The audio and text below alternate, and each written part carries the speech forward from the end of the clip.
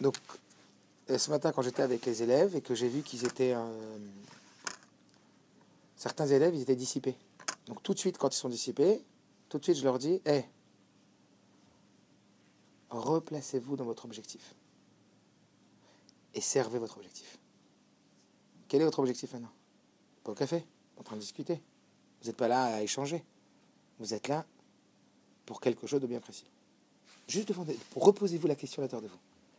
Et par cette question que vous allez vous reposer, vous allez vous recentrer vers votre objectif. Et là, vous allez servir votre objectif. Et après, j'ai dit à un élève, écoute bien. Dieu ne dépend pas de la conscience que tu en as. Dieu ne dépend pas de la conscience que tu en as. Il n'est pas plus là ou moins là par toi. Mais par contre, l'intensité et la conscience de la présence de Dieu dans ta vie dépend de la conscience que tu en as. Et tout le but de la tefila, c'est de faire grandir cette conscience. De passer de le dire à le vivre. Ça va changer quoi? Ça va tout changer. Par exemple, de dire « Je crois en Dieu ». Est-ce que tu crois en Dieu? Ouais. Tu crois que Dieu il est là? Ouais. Ah, mais par contre, si maintenant tu vas dans le métro et que tu es là et tu crois en Dieu, t'attaques pas tes titites. Et il y a 3 personnes qui viennent t'agresser, ça de juif. Allez, vas-y, on va te défoncer. Dieu, il est là pour toi ou pas? Combien il est là? Je t'ai pas dit que tu dois pas réagir ou réagir. Je te demande à l'intérieur de toi, est-ce que tu arrives à te reconnecter avec l'idée que Dieu il est vraiment là? C'est-à-dire, est-ce que ça t'a transpercé? Est-ce que de se dire, est-ce que tu le vis maintenant? Et en réalité, c'est ce passage qu'on appelle da'at, la conscience, mais pas la conscience, la pénétration, la kashrut. Le fait que ça te transperce l'idée que Dieu est, que ça te touche de l'intérieur que Dieu il est là. Un exemple, un prof de Kodesh qui enseigne la Gemara sur la colère. Et il va enseigner dans la Gemara que la colère, c'est aussi grave que Gilui Arayot, Shfichut Damim et Avodah Zara. C'est les 3 interdits mêlés, ne sont pas aussi forts que la colère. Et il va expliquer pourquoi la colère. Et il va expliquer pourquoi les conséquences, en vérité, c'est une rébellion contre le planning que Dieu nous a donné ici-bas sur terre, et que tu te rebelles contre Dieu, c'est comme la Avodah Zara, nanana. Et il donne un super cours. Et ça fait 5 ans, programme qui fait la colère. Quand il arrive chez lui, et que sa femme elle lui monte les nerfs à bout, direct, il démarre en virevoltage à 300 MHz, et il est dans une colère folle. Ça fait 5 ans que tu l'enseignes à ton programme, la colère. Tu le connais par cœur, le tir de la colère. Allez, maintenant, on va parler de la Avera. Allez, viens, on parle maintenant du Issour et de la Tava. Ça fait 20 ans que tu l'enseignes. Ça fait 20 ans que tu enseignes ta colère. C'est un peu l'histoire de cet enfant qui a dit à son Rav, j'ai passé tout le chasse en revue, toute la Gemara en revue. Et le Rav, il t'a passé tout le chasse.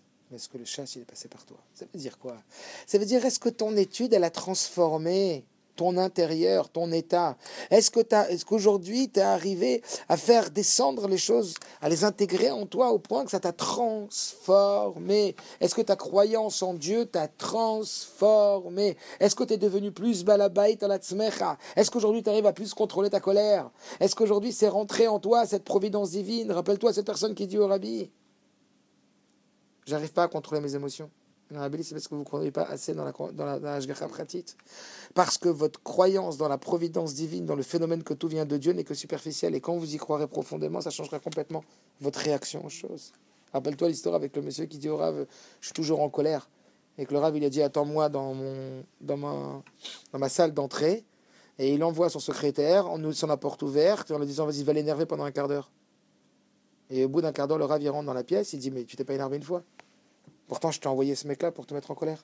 Il a dit, je sais, Rav, mais vous avez laissé la porte ouverte. La prochaine fois que vous voulez me tester, fermez la porte. J'ai entendu que ça venait de vous. Le Rav, c'est pareil. Quand tu sauras que tout vient de Dieu, tu ne t'énerveras plus. Ça veut dire, c'est ça, un exemple sur la colère. Mais dans tout, t'as compris ou pas? Comment t'arrives à être autant déstabilisé? Comment t'arrives à autant être dans tes peurs? La providence divine chasse nos peurs. Emouna égale menoucha. Toutes tes peurs, elles viennent d'un manque d'Emouna. Mais tu les connais par cœur, la Emouna. Tu peux décrire à quelqu'un la Emouna et tu peux lui expliquer dans tous les sens. Mais tant que tu n'as pas créé la connexion avec toi et la chose, alors ça reste une connaissance qui n'a créé aucune transformation en toi. Et tes peurs sont toujours là. Est-ce que tu comprends? Mais la force qu'on demande à un homme, dont toi, c'est quoi? C'est la connexion. C'est faire que cette ashgacha pratique, cette providence divine, le phénomène que tu sais que tout est dirigé par Akadosh Baruch Hu, et dans les moindres détails de ce qui t'arrive. Ça arrive à rentrer dans tes croyances suffisamment profondément que ça va te pénétrer jusqu'à ce que, instinctivement, naturellement, tu vas quand même, ça a touché tes émotions. Ça a touché toute ta personnalité. Et quand tu vois que ça ne les a pas touchés, au moins commence par ne pas te tromper à toi-même, ne pas te mentir à toi-même. Sache que tu ne crois pas encore à ce que tu dis. Tu ne crois pas vraiment. Au moins. C'est le premier niveau. Comme on l'avait dit la dernière fois, le Rabbi Rayat, il est rentré chez le Rabbi Pressé, le Rabbi Rachat, Rabel, à la Bar Mitzvah, et il lui a dit 3 choses. N'oublie jamais ça. Pense-y tous les jours. 1, ne te trompe pas à toi-même. 2, ne trompe pas les autres et ne te laisse pas tromper par les autres. Et 3, ne le fais jamais de façon ostentatoire. Ça veut dire quoi? Ne te trompe pas à toi-même. C'est comme si je me dis, ouais, je rentre en boîte, mais je vais les titites. Non, s'il te plaît, ne te trompe pas à toi-même. Sois honnête avec toi-même. Ne te fais pas une vente à toi-même. Parce que combien de fois on se fait des ventes à soi-même? D'abord, ne te fais pas de vente à toi-même. Ne te mens pas à toi-même. Deuxièmement, ne trompe pas les autres et ne te laisse pas tromper par les autres. Ni embrouille les autres, ni te fais embrouiller par les autres. Et troisième étape, tout ce travail-là, fais-le beaucoup dans la pudeur, fais-le beaucoup discrètement, toi, et ne le fais pas de façon ostentatoire, de façon à te la raconter sur ça. À dire j'ai fait. Et le Rabbi Rat, il a dit à 63 ans, ça fait 50 ans que j'ai reçu cet enseignement, j'ai pensé tous les jours. Et je peux dire qu'aujourd'hui, plus personne ne peut me tromper. Ni les autres, ni pas moi-même. Est-ce que tu comprends? Donc, cette dimension-là, elle est que, à quoi ça sert la tefila? Le mot tefila, ça veut dire s'attacher à. Tu es en train, pendant la tefila, de fabriquer à l'intérieur de toi. Tu es en train de décider. Tu es en train de fabriquer. Tu es en train d'évoluer dans l'intensité du date que tu mets sur Dieu. De la conscience, du degré de vérité que tu donnes à Dieu. Donc si tu parles avec ton copain, pendant la tefila, si tu lis un texte, si pour toi, tu lis un texte dans la tefila, tu es en train de faire une coquille vide. Tu lis 8 mots. C'est une coquille vide. C'est un wagon vide. Et le moment où tu auras besoin du contenu de la coquille, tu vas casser l'œuf, tu vas voir qu'il est vide. Au moment où tu auras besoin de Dieu dans le métro, au moment où tu auras besoin de Dieu pour combattre tes peurs, au moment où tu auras besoin d'aller rechercher les ressources en toi de la providence divine, tu vas avoir bien les boules quand tu vas voir qu'en vérité, tu as tout laissé dans le livre. Et tu n'as rien pris à l'intérieur de toi. Le but, c'est de se recharger à l'intérieur. C'est ça la tefila. C'est que ça la tefila. C'est que ça. Parce que Rabbi a dit qu'aujourd'hui, Dieu, il se cachait. Volontairement, Dieu, il se cache. Et tout notre travail, c'est d'aller le dévoiler. Passer de Elohim à Havaï. Alors, je leur ai dit, à votre avis, ok, Kadosh Baruch Hu, il attend de nous de faire certaines choses et de ne pas faire certaines choses. Ce qu'on appelle les mitzvot assez, les mitzvot assez. Donc, voilà ce que Dieu attend de nous. Fais certaines choses, pense certaines choses, dis certaines choses, et ne fais pas, ne pense pas, ne dis pas certaines choses. Donc le mec qui enseigne les lois de la Shonara toute la journée, et qui connaît tout le Chafetz Chaim de la Shonara par cœur, mais qui rentre chez lui et qui n'arrive pas à pas parler sur quelqu'un, il y a un bug. Je vais demander à votre avis, qu'est-ce qui est le plus important? Qu'est-ce qui compte le plus pour Dieu? Qu'est-ce qui a le plus de valeur pour Dieu? Une mitzvah tassée ou une mitzvah lo tassée? C'est plus fort pour Dieu quand tu fais un commandement divin ou quand tu t'empêches de faire une avéra? Alors ils m'ont tous répondu, c'est plus important de faire une mitzvah, de ne pas faire une avéra que de faire une mitzvah. Alors je leur ai demandé pourquoi. Et eux, ils m'ont répondu, parce que c'est plus dur. Je leur ai dit, kol hakavod. Bravo pour votre réponse. Je n'ai pas dit que c'était la seule réponse. Il y en a plein, la Chassid donne plein de réponses. Mais oui, une mitzvah négative, c'est plus haut qu'une mitzvah positive. À condition que la mitzvah négative se présente à toi. et que toi tu la repousses. C'est le fait de repousser une mitzvah négative. C'est pas là, je suis pas en train de manger pas cachère, donc je suis en train de faire une mitzvah de pas manger pas cachère. Non, c'est que quand il y a une tentation et que je la repousse, là je suis en train alors d'élever l'étincelle divine qui vient de plus haut que l'étincelle divine qui est dans la mitzvah positive. Pourquoi? Parce que si elle est descendue plus bas, c'est qu'elle vient de plus haut. D'accord? Mais ce que l'élève il a répondu, c'est pas ça. L'élève il connaît pas tout ça. L'élève qui a répondu, c'est que c'est parce que c'est plus dur. Et le rabbi répond ça aussi dans un mamar. Le fait que ce soit plus dur, c'est la preuve que c'est plus haut. Et je dis, ah ben, ça me fait penser à ce qu'un jour j'ai dit à mon fils. Quand un jour mon fils il m'a dit, waouh, papa c'est dur. Je dis, mon fils, c'est comme à la pêche. Quand tu jettes ta canne à pêche dans l'eau, t'as ton fil, et que tu lèves le fil, et que c'est pas dur, c'est qu'il n'y a rien au bout. Mais quand tu lèves et c'est que c'est dur, c'est qu'il y a quelque chose au bout. Et plus que ça, plus c'est dur, plus tu as attrapé un gros poisson. Donc oui, kol hakavod. C'est vrai que parce qu'une mitzvah négative est plus dure à faire qu'une mitzvah positive, c'est une preuve que ça fait plus plaisir à Dieu de faire une mitzvah, de ne pas faire une avéra, que de faire une mitzvah. C'est clair et net. Je leur ai dit seulement, à quoi ça sert la tefila?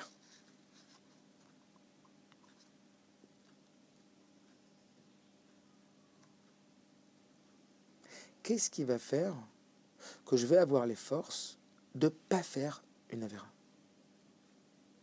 Je suis tenté vers cette avéra. J'ai un plaisir à faire cette avéra. Il y a quelque chose qui me pousse à y aller dans cette avéra. Qu'est-ce qui fait qu'on réussit? C'est pas parce que tu as compris. C'est pas parce que tu es gentil. Rabbi précédent, il dit, Rabbi ramène, au nom de le précédent, parce que tu es fort. Donc la réussite, elle n'appartient pas aux gentils. Elle n'appartient pas aux intellectuels. Elle appartient à ceux qui sont forts, ceux qui savent résister, ceux qui savent lutter, ceux qui sont costauds, ceux qui sont forts. Puis comment tu l'as créé, cette force? Par cette conscience, ce date, que Dieu est omniprésent là où tu vas. Je dis à un petit jeune, mais tu vas en boîte de nuit? Est-ce que si tu... Je te dis, ça le gère bien. À l'époque, il y avait un tzaddik chez le gère bien, il s'appelait Rabbi Bougid. Et donc je lui ai dit, c'est un tourne justement, je lui ai dit, si tu prends la main au Rabbi Bougid et l'autre main au Rabbi de Lubavitch, je me rentre en boîte avec eux. Tu rentres en boîte? Il me dit, ouais. L'idée, c'est quoi? L'idée, c'est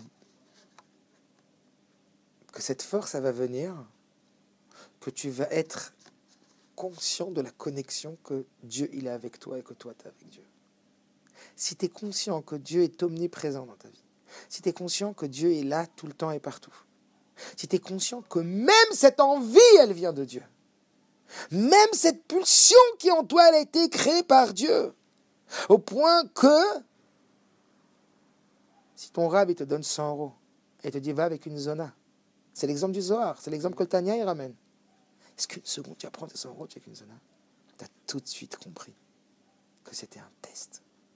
Qu'en vérité, tout ça, ça vient de Dieu. À partir du moment où tu sais que cette tentation, elle vient de Dieu. Mais d'où je sais qu'elle vient de Dieu? Non, peut-être pas. Elle vient de ma nature. Mais non. Parce que tu as fait la tefila ce matin, tu as compris que tout venait de Dieu. Dans ta tefila, tu as connecté que c'était la source de tout ce qui se passe dans ta vie. C'est la source de ta vie. Voilà à quoi ça sert la tefila. La tefila, ça sert à se pénétrer d'une croyance vécue et profonde. Que Dieu, c'est pas le plus puissant, mais que Dieu, c'est le tout-puissant. Que tout ce qui se passe et tout ce qui se génère, ça me reconnecte, ça m'attache avec ce degré d'intensité. Que je répète ce que j'ai dit au début. Dieu, il ne dépend pas de ce que toi, tu es conscient de lui, le niveau de conscience de Dieu. Mais ton niveau de conscience de Dieu, c'est de ça que ça va dépendre. La force que tu as à réussir à construire cette force. Que toute la journée, tu vas réussir ta mission en tant que soldat. Parce que lorsque tu vas te retrouver devant une mitzvah l'otase et que tu vas avoir une pulsion pour la faire, ce n'est que au travers, ce n'est que en allant chercher, pardonnez-moi du terme, ce que tu as fabriqué pendant la tefila de révélation sur ce que Dieu est. Et que si tu as fait ce travail-là, tu t'es connecté avec l'idée que Dieu est à l'initiative et la source de toute chose. Donc même cette pulsion que j'ai en moi, c'est Dieu qui est l'initiative. Donc à ce moment-là, tout de suite, je me reconnecte avec la conscience que derrière cette envie, il y a un piège. Et je vais déjouer tous les pièges. Et j'ai plus mes savoirs. Je me dis pas, il y a ce que Dieu il veut, et il y a ce que le diable il veut. Et le problème, c'est que mon envie de mon âme, elle va vers le diable. Alors je dis à Dieu, va au diable. Aussi moi qui il est. Comme on dit, tu vends ton âme au diable pour un petit plaisir. Tu vends ton âme au diable, c'est pas comme ça. On dit Moussard, non. C'est que tu sais que le diable n'existe pas en vérité. C'est comme Keves ben Shevim Zevim. Le Rabbi il dit le peuple juif, dans la Névoie, c'est écrit qu'il est comme un agneau parmi 70 loups. Mais en vérité, ces 70 loups, le Rabbi dit, ils sont hologrammes. C'est pas des vrais loups. Ils n'ont pas de force. C'est des images.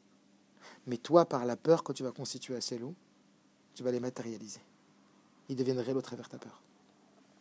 Donc, tu es dans le métro et on traite de sale juif. Qu'est-ce qui va faire que tu vas réussir à contrôler ta peur à l'intérieur de toi? J'ai pas dit ce que tu dois faire ou pas faire. Sakana, tu pars pas, tu te bats. Je parle pas de ça. Je parle à l'intérieur de toi. Comment ça fonctionne? Si ton Dieu il est là, si le rabbi il est à côté de toi là, et qu'il y a 3 personnes qui viennent, tu comprends pas? Il y a 3 personnes qui viennent t'attaquer et tu as le rabbi qui est à côté de toi. Comment t'es? Le rabbi, hein, avec ta puissance que tu connais. Alors Dieu. Mais où tu l'as mis ton Dieu à toi? Qu'est-ce que tu as fabriqué de ta conscience de ton Dieu? Quelle place tu l'as laissé? Dieu, de toute façon, t'es pas un fabricant de Dieu, tu es un révélateur de Dieu. Mais Dieu ne prend que la place que tu lui donnes, tu comprends pas? Il ne prend que l'intensité que tu lui as ouverte. Et la tefila, c'est cette intensité-là. Donc tu veux savoir comment tu vas être dans le métro et quelle peur tu vas dans le métro? En fonction de comment tu es dans ta tefila et comment tu as révélé l'intensité et la dimension et la mesure de la véritable présence de Dieu dans le métro. Dans le métro. Et là où il n'est pas là, Dieu. Alors il y a des niveaux. Il y a Rav Hillel Pesner qu'un jour il sortait de l'école Tristan Tzara et il s'est retrouvé en coup franc. Tu sais, coup franc. Tu vas tirer un but, mais il y a un mur devant toi. Il y a des voyous qui sont mis en mur devant Rav Hillel. Et ils ont dit on va t'éclater. Il est réveillé, il a pris la paume de sa main, il a soufflé dessus comme une saleté, et il a fait du vent poussière. Et il les a poussés, il est passé comme ça. Il y a des autres niveaux. Il y a le rabbi quand il était en France. En fait, histoire, il avait carabanité à Mouchka à Paris. Début de guerre. La guerre de la Shoah. Et devant lui, il y a un peloton de chemises marron. La jeunesse hitlérienne. Et il marche sur le trottoir. T'imagines ou pas? Tu marches sur le trottoir, tu as un chapeau, tu as une barbe. Tu es en début de guerre de la Shoah. Et tu as un peloton de chemises marron. Et le rabbi Tramouchka dit viens, on change de trottoir. Et le rabbi dit non, moi je reste ici ceux qui vont se pousser. Le rabbi ne change pas sa trajectoire. T'imagines la conscience de la présence de Dieu que le rabbi a dans sa tête. On n'est pas en train de parler d'un homme charismatique, d'un homme fort. C'est pas ça, à mon avis, pour laquelle le rabbi il a accepté que cette histoire elle soit connue. Parce que toutes les histoires qu'on connaît, c'est qu'il fallait qu'on les entende et qu'on en fasse quelque chose. Tu comprends pas? Ce qu'il est en train de te dire, mais si Dieu il est là, alors tu vas me dire il y a des gens qui sont morts, des gens. Ok. Tu comprends pas? Oui, il y a un ratio d'Akadosh Baruch Hu. Mais ça n'a rien à voir avec ça, tu comprends pas ce que je veux dire? C'est pas parce qu'il a fait ça qu'il serait passé ça. Au contraire. Le rabbi dit, c'est parce que toi, tu donnes de la consistance au mal que tu fabriques le mal. C'est parce que toi, tu comprends pas ce que je veux dire? C'est parce que toi, tu donnes de la force à l'ennemi que l'ennemi existe. Toujours ce que le rabbi a avancé. Et donc, cette Nekuda, je leur dis, est-ce que vous comprenez un peu mieux à quoi ça sert la tefila? Si tu veux un jour en arriver à être très honnête avec toi-même, et tu vas arriver à te sentir tellement brillant et tellement fort, que devant une mitzvah assez, tu vas te sentir fort de ne pas piocher un bonbon pas cachère quand ta copain te propose un paquet de bonbons, de ne pas manger un sandwich quand tu as hyper faim et que tu peux manger un sandwich, de ne pas tomber avec une jeune fille très très séduisante quand tu sais que tu as très envie de ça, et que tu vas te sentir extraordinaire. Tu vas te sentir le fils de Avraham Yitzhak et Yaakov, le fils unique de Avraham Yitzhak et Yaakov. Tu vas te sentir un vrai élu. Tu vas sentir ta puissance autour de toi. C'est que quand tu vas faire une tefila comme il faut, et que tu n'as pas construit une coquille vide, mais que cette coquille, elle sert pour mettre l'œuf dedans. Que les mots que tu récites, que les idées que tu dis dans la tefila, c'est pour te connecter en profondeur. En vérité, la tefila, c'est le moment, j'ai envie de dire plus, où tu révèles Ça donne comme si tu fabriquais, mais c'est révélé en vérité. Comme le Rabbi dit, toute ta vie, c'est Dieu qui s'est caché et qui veut que tu le cherches. Dieu, il s'est caché. Tout est surnaturel. Mais Dieu, il s'est caché dans le naturel. Je peux expliquer ça au 5e tout à l'heure, ce que je leur ai dit. Quelque chose que j'ai entendu qui était joli.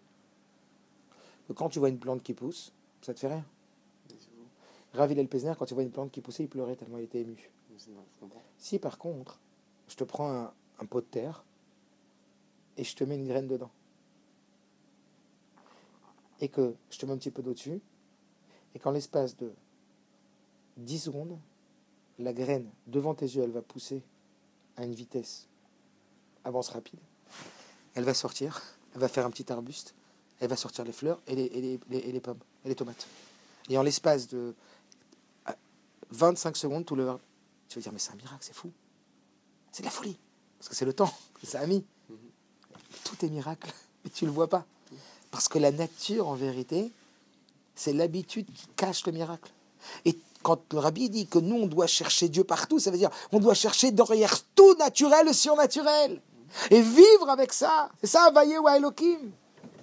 Et c'est comme ça qu'on va comprendre aussi, qu'on va révéler que derrière l'envie de la mitzvah l'ota'aseh.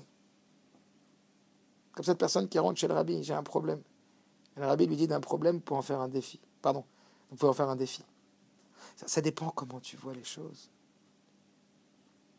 Cette envie-là, cette tentation, tu la vois comme un problème. Mais en vérité, c'est tes yeux qui donnent le sens de cet événement comme un problème. En vérité, en haut, c'est pas un problème, c'est un défi. C'est fabriqué que pour un défi. Et le Rabbi dit, il y en a qui appellent même ça une opportunité. Est-ce que tu comprends? C'est parce que tu lis ton envie du bas que tu dis c'est un problème. Mais quand tu la vis un peu plus haut, c'est un défi. Et quand tu la vis encore plus haut, c'est l'opportunité. Parce que Dieu, il n'est pas méchant. Dieu, il t'adore. Et toute chose qui te fait vivre dans ta vie, c'est que pour te faire grandir. T'imagines quand tu vis avec cette conscience. Et tout ça, ça se fabrique pendant la tefila. Ça se révèle. C'est le moment où tu te déconnectes du monde et tu es en connexion avec combien tu crois vraiment en Dieu et combien tu veux vraiment encore plus croire en Dieu. Et ça va impacter toute ta journée. Jusqu'au moment où tu es dans le métro. Jusqu'au moment où tu dois prendre des décisions dans ton travail. Jusqu'au moment où tu vas dire, oui, j'ai pas le choix, là, on est obligé de voler pour gagner sa vie. C'est comme le voleur dans la grotte qui dit, Dieu aide-moi. Il a perdu une conscience que tout vient de Dieu. Et le plus haut niveau, c'est ce qu'on parlait avec Elioutar hier en cours. Le plus haut niveau, c'est que même quand tu vois que ça marche pas, tu continues. Et tu y crois encore plus qu'avant. C'est l'histoire de... Un jour, un chassid du Rabbi Rachab, il parlait entre eux de miracles. Et un disait à l'autre, vas-y, raconte-moi un miracle. Et un, il dit au Rabbi... chacun raconte un beau miracle. Et le troisième, il dit, mon miracle, c'est que j'ai été voir le Rabbi Rachab. Tu te rappelles cette histoire? J'ai été voir le Rabbi Rachab. Et quand j'ai vu le Rabbi Rachab, je lui ai demandé au Rabbi Rachab, est-ce que je devais faire ce business ou pas? Et sans engager tout l'argent que j'avais gagné toute ma vie. Et le Rabbi Rachab, il lui a dit, vas-y, donne tout.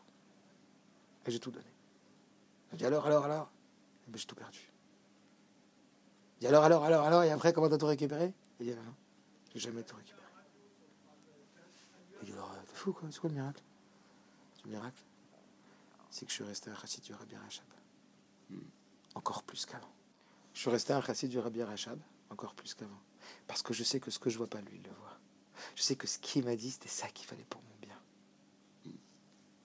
À ce moment-là, il a dit, et ça, je l'ai appris d'un chassid du Admour Azaken. Quand on lui a demandé, c'est quoi le plus grand miracle que tu as vu dans ta vie? Il a dit, c'est moi. J'ai dit, pourquoi? Il a dit, parce que je me rappelle ce que j'étais avant l'Admour Azaken. Et j'ai vu qu'est-ce que l'Admour Azaken, il a pu faire d'un morceau de bois sec, le transformer en vrai chassid. Est-ce que tu as compris ou pas? Quoi, avoir rentré en moi cette darga là, ce niveau, tu as compris ou pas, d'attachement à un chassid qui est inconditionnellement lié avec son Rebbe, qui sait que le Rebbe, au-delà de toutes les histoires qu'on entend de lui à Navi, qu'il a dit à des gens qui étaient pauvres, je veux manger de la viande et qu'il a coupé. Tu te rappelles, le Navi, il était avec un homme, il ne lui pose pas de questions dans toute la route. Et il lui a dit, allez, il arrive chez une famille très très pauvre. Et il leur a dit, coupez la tête de la vache. Faites la shrita. Je veux manger de la viande. Et l'autre a dit, mais il est fou, c'est du lait que ces gens-là se nourrissent. Mais il ne savait pas que ces gens-là n'arrivaient pas à demander à Kadosh Baruch Hu la richesse. Et que c'était tellement des tzadikim qu'il fallait qu'ils demandent à Dieu la richesse pour avoir la richesse, donc il fallait qu'il lui enlève la vache. Ça, il ne le voyait pas, le derrière du décor. C'est là, Mouna. T'as compris? Après, l'autre histoire avec l'inverse. Que les gens étaient très méchants, mais qu'il leur a fait une bracha, que les murs ne se cachent jamais parce que derrière il y avait un trésor pour ne pas qu'ils le trouvent. Est-ce que tu comprends? La partie derrière de l'iceberg, la partie derrière du décor. Ça, là, Mouna. Alors, que Dieu préserve, on ne demande pas des preuves. Que Dieu il fasse comme le rabbi dit toujours, que Dieu nous montre les choses. On est trop faibles. On ne veut pas nous être confrontés à des choses comme ça. C'est trop dur.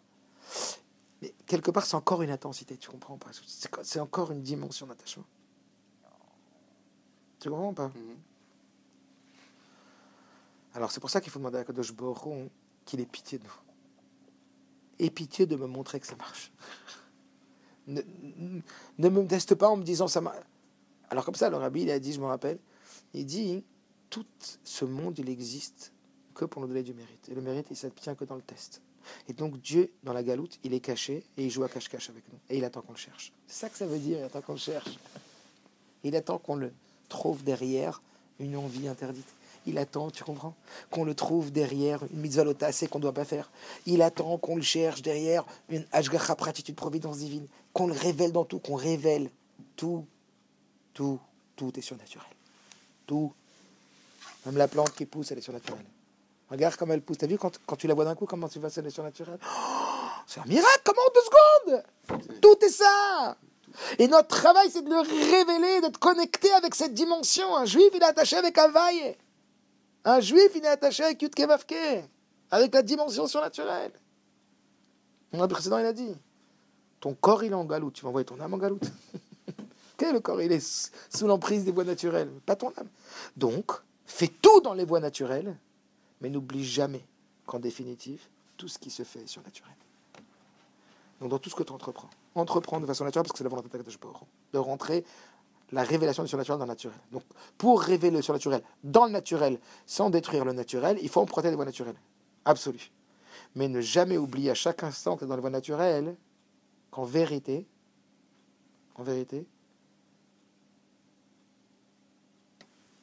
en définitive, n'oublie jamais que même si tu emploies les voies naturelles, tu sais que tout ce qui va se réaliser au travers tes voies naturelles ne sera que du surnaturel. En définitive, tout se passe de façon surnaturelle. Tout. En vrai? Et donc ça, c'est de ça que tu vas te remplir ton naturel. C'est ça la tuile. Ce que je disais tout à l'heure. Ça te vient. Dieu, il n'existe pas dans le livre seulement. Et c'est ce que tu vas faire de la conscience, de l'intensité de la présence de Dieu qui va faire que tu vas vivre avec Dieu. Parce que Dieu prend la place que tu lui donnes. Dieu prend la place que tu lui donnes. Dieu prend toute la place. En vrai, Dieu c'est tout.